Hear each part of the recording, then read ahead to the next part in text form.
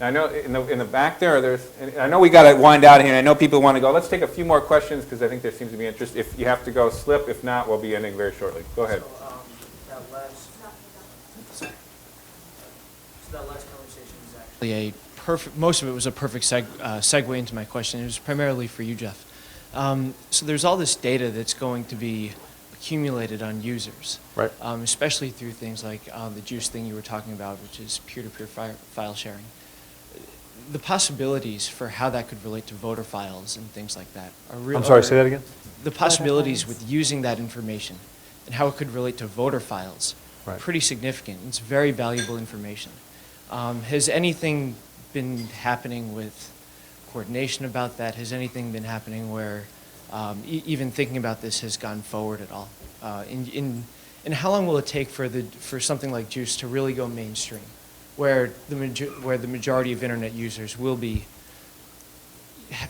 using the internet for most of their TV and everything? You know, honestly, I wish I had the answer to that, because if I had the answer to that, then I would know where to put my money.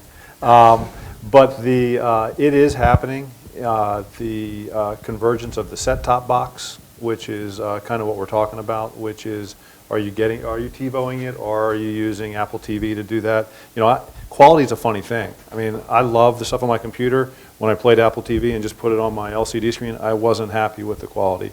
Whereas when I do it on my television set, I was perfectly fine with it.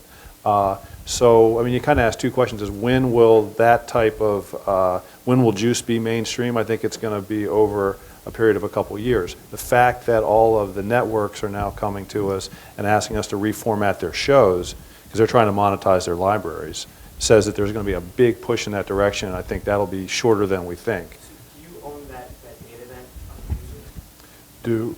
Would Juice own that data, or? Juice, right. I don't know the answer. But quickly on the sort of video marketplace piece of your question, that is, there is going to be, if YouTube was the first big bang in this space, the second big bang is going to happen this summer when NBC and News Corp launch their new venture that some folks tongue-in-cheek called NewTube, where they're launching their answer to YouTube when their negotiations with YouTube broke down. They decided they're going to form their own company. So, and they have everybody. They have AOL, they have MTV, I think. So you are going to have sort of the media conglomerate web video company, and they are going to be monetizing it and running pre-rolls right out of the box. That's going to change the landscape dramatically overnight this summer. I mean, there still is a bandwidth issue on the internet. There's no doubt about it. In terms of actually getting something that streams at a large enough size that you'll sit in your living room and watch it on a large screen.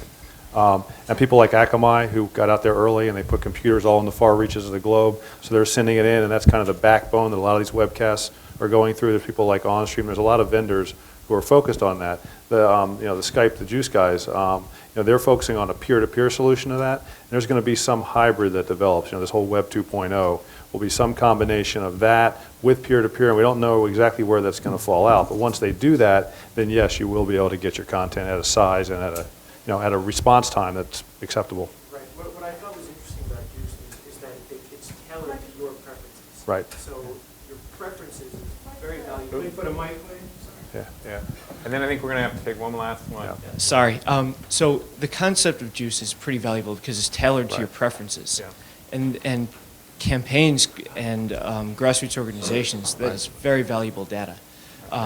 Who really is controlling that data of what are your preferences and is it being used at all? So I think the campaigns are going to, I'm sorry. No, go ahead. I mean, the campaigns will need to generate their own data there.